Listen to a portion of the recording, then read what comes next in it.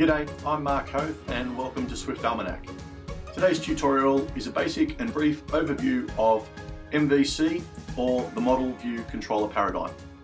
MVC is a design paradigm that Apple recommends for development. The aim of the tutorial is just to generally explain the terms so that you know what I'm referring to in the rest of the tutorials. So let's have a discussion on MVC and learn about what it is. Okay, so going back, we had object-oriented coding. And essentially what object-oriented coding, or OO coding, is encapsulating data and the routines or methods or functions that deal with that data all together into the one class. So in Swift we have classes, and then as the components of those classes are properties, which is the data, which can be constants or variables, and we have methods, which are the functions that can be called to manipulate that data. So MVC is basically an extension of encapsulation. Rather than having everything in a defined class, MVC is saying, look, there are three major components. There's the model, or the data model. There's the view, which is what we're looking at, and there's the controller, which is all the events that we need to handle. So MVC is basically a design paradigm for user interfaces, for views, for windows, or for screens. So let's look at the first three components. Okay, so firstly the model. Now, it's a little bit contentious about what the model is, but when I refer to it, and the way I think about it, is if I need to read or write or create or delete anything, then it's part of the model. So if I've got data structures and I need to read or write to those data structures in memory, then that's part of the model. If I've got file handling, I need to open files, create files, read or write data to the disk, then those file handling procedures, that's part of the model. If I've got networking, if I need to read and write to the network, if I need to open network ports, if I need to close down network ports, all of that, it's part of the model.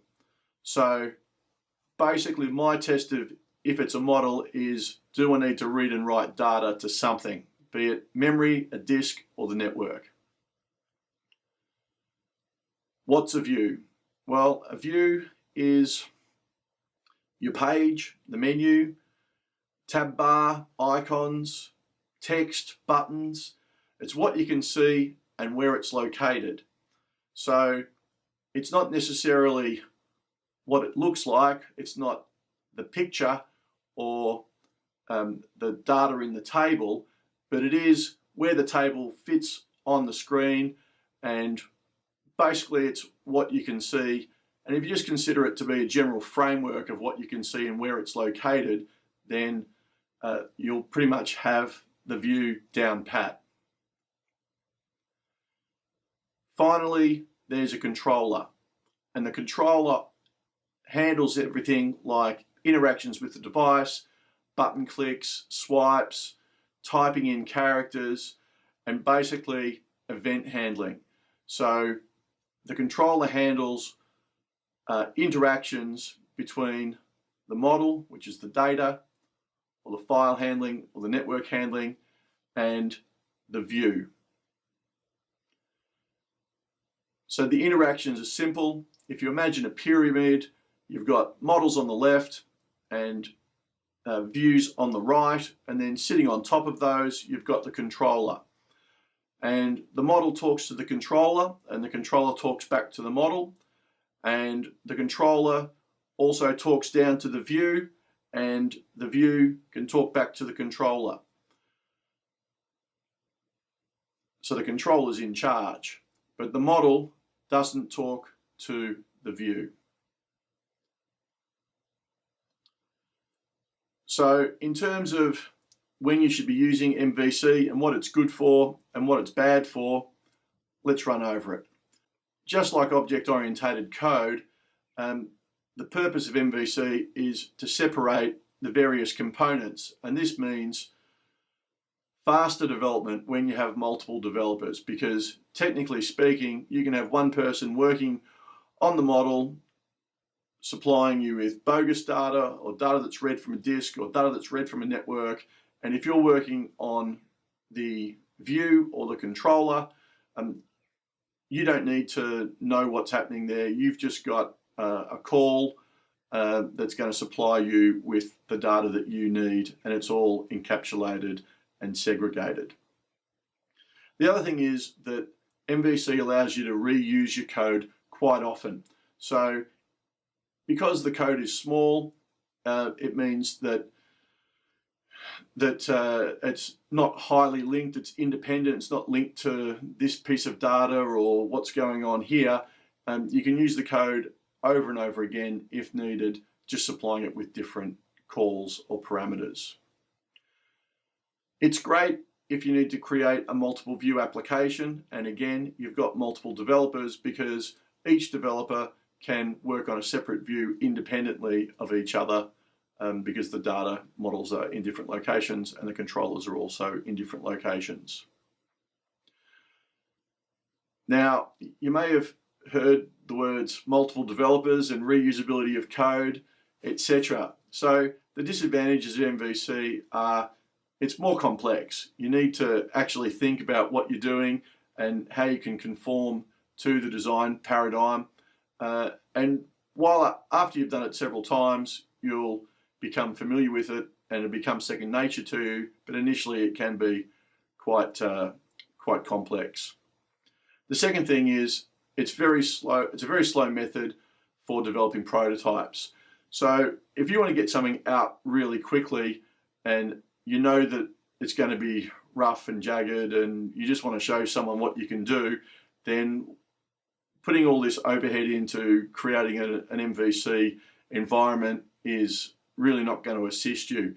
If this is a one-off app and it's not going to be, it's very simple from a basic start, like it might just be one or two screens, or it's, say it's a compass. Well, the compass is never going to be version 2, 3, 4, 5 of a compass. It either points north or it doesn't.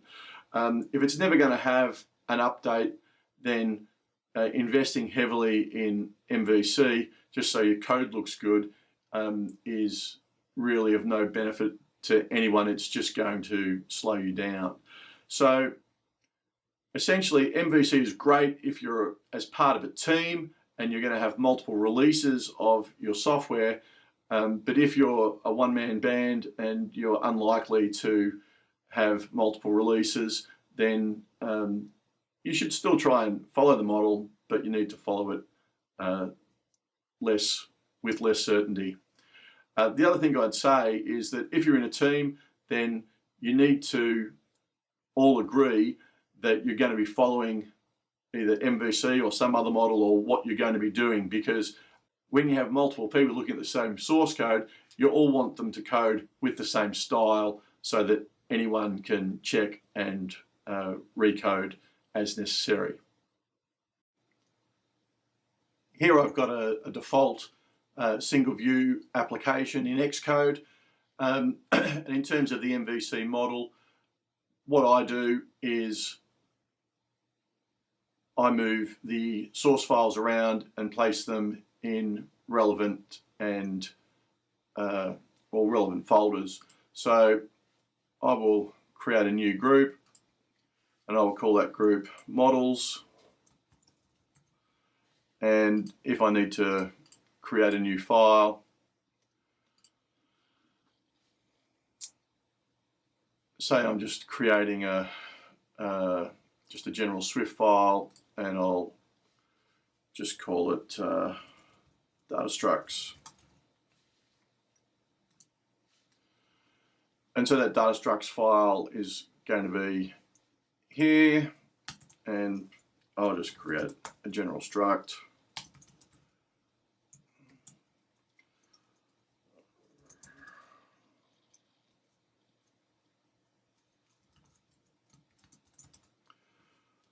Okay, so that, and so I just keep all my data in models, and as I develop more and more data structures, or if I need to put some networking code in, or etc., or anything that's part of the model, I will put it in this models folder so everyone knows where to find it in my development team. Then I'll also create another group which I'll call view controllers, because what you'll find is you'll have multiple views in your application, and the easiest thing to do is to put all the view controllers into the one folder, if it allows you to. That's better. And then as you get more and more view controllers, you can easily find them if you're programming between multiple view controllers. Now, things like app delegate, I usually put at the top. I normally get rid of the launch screen storyboard, and my info.plist I also put at the top. So if I really wanted to, I could put these things into a group which I would call views, and that will basically allow me to set up my development environment using the MVC controller, and that would physically assist me to make sure the right information is stored in the right location. Okay, so that's my take on MVC. I think it's important to get a general understanding about MVC without becoming a complete code Nazi over whether or not your code strictly adheres to the MVC principles. If you have any questions about the tutorial, then please leave a comment below or hit me up on Twitter @SwiftAlmanac. Please subscribe to the channel, it's free, and check out our website at www.swiftalmanac.com. Thanks for watching, and we'll see you next time. Cheers.